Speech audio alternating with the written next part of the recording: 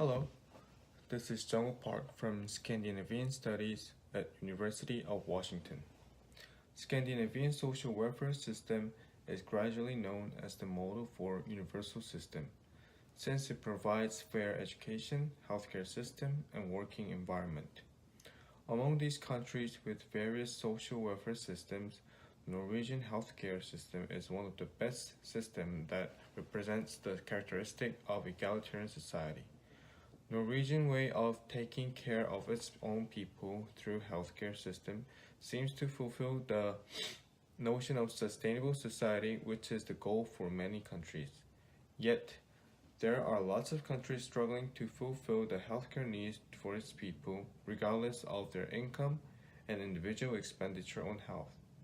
By examining into Norwegian healthcare system, pros and cons of the healthcare could be adopted or fixed to make better service to people.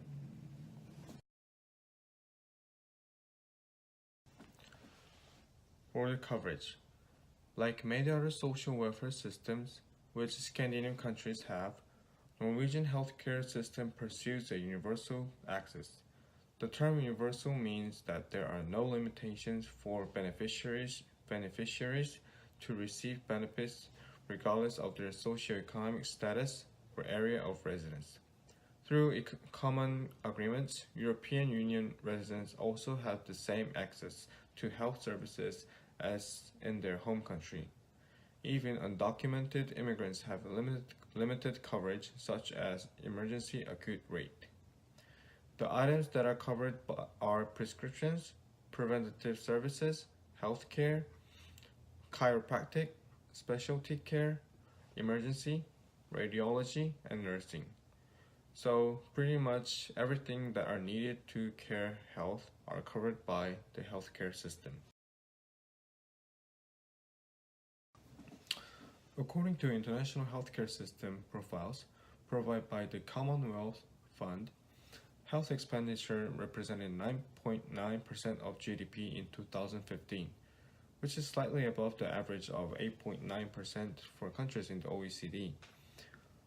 Norway ranks among the highest in the OECD in terms of absolute expenditure per capita, about $6,100 in US dollars.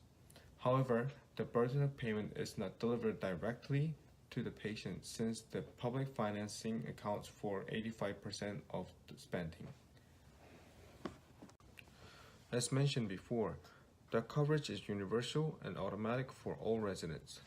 Public financing is financed through national and municipal taxes, social security contributions, finance public retirement funds, sick leave payments, and for some patient groups, reimbursement of extra health care costs.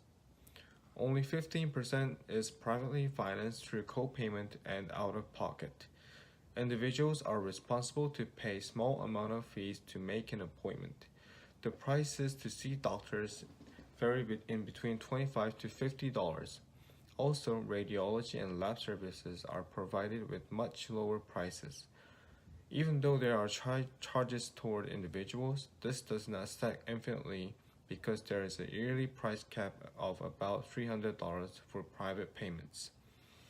Any payments after the price cap are paid with the exemption card. However, children under 16 years old and pregnant women are 100% funded by public financing on general and special medical practices.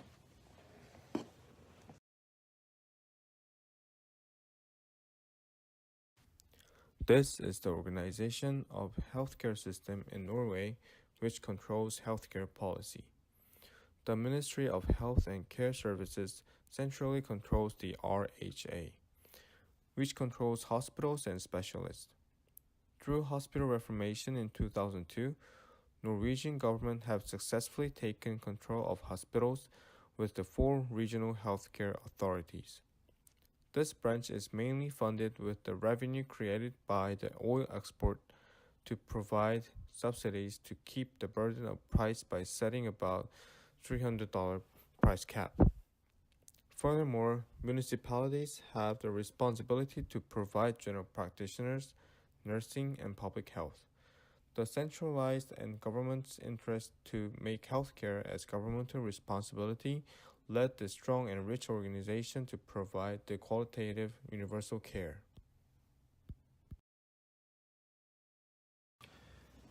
Heavy publicly funded healthcare system allows its people to enjoy hospitals and services without concerns of payment.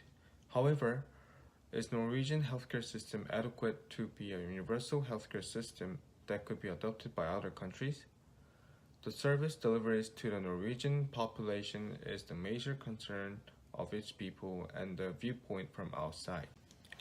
First of all, the recruitment of staff in rural areas are very difficult in Norway. Doctors and other human resources for treatment in rural areas tend to stay shorter than those in large cities. The short-term shift in rural areas always result in a shortage of staff. Also, the long wait times for elective care is the major concern for its people. Normally, general practitioners could be met in 2 or 3 days, which is relatively short. However, patients who require specific physicians must wait longer because the prescription of general practitioners is required. One of the patients who have experienced this system said that he had waited about 3 months to make an appointment with the specialist.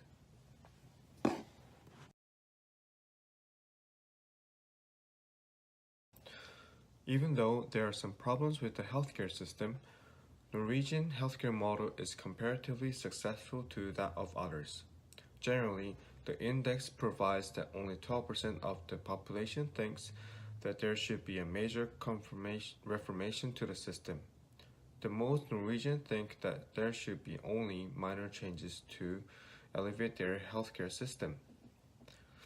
The problems with service deliveries, which entail shortage of staff and long waiting time, are possible to fix by increasing efficiency.